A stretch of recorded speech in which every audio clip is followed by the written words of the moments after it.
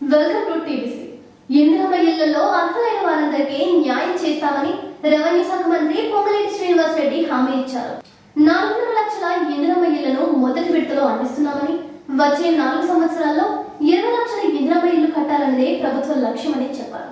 ఇందిరమ్మ ఇళ్లను ఇస్తున్న మా ప్రభుత్వంపై బీఆర్ఎస్ లీడర్లు తప్పుడు ప్రచారం చేస్తున్నారని మంత్రి పొంగులేటి ఫైర్ అయ్యారు.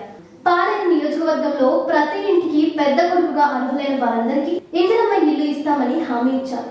రాష్ట్ర ఆర్థిక పరిస్థితి బాగోలేకపోయినా సన్న బియ్యం ఇస్తున్నామని, 10 సంవత్సరాలు సీఎంగా ఉన్న కేసీఆర్ కి రేషన్ కార్డులు ఇవ్వాలనే ఇంగిత జ్ఞానం కూడా లేదని విమర్శించారు.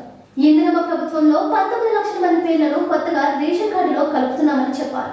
ధనిక తెలంగాణ రాష్ట్రాన్ని కేసీఆర్ ప్రభుత్వంలో అప్పుల్లోకి నెట్టారని, కేసీఆర్ 8,19,000 కోట్లు అప్పు చేసిపోతే ప్రతి నెల 6,500 కోట్ల వడ్డీని మా ప్రభుత్వం కడుతూ స్కీమ్స్ కూడా అమలు చేస్తున్నామని చెప్పారు. బీఆర్ఎస్ లీడర్ల మాదిరిగా పేదల గురించి ముసలి కన్నీరుని ఇందిరమ్మ ప్రభుత్వం కార్చదని, ఇందిరమ్మ ప్రభుత్వం గురించి మాట్లాడే హక్కు బీఆర్ఎస్ లీడర్లకు లేదని మంత్రి పొంగులేటి ఫైర్ అయ్యారు. ఊకదంపుడు ఉపన్యాసాలు చెబితే ప్రజలు నమ్మరన్నారు.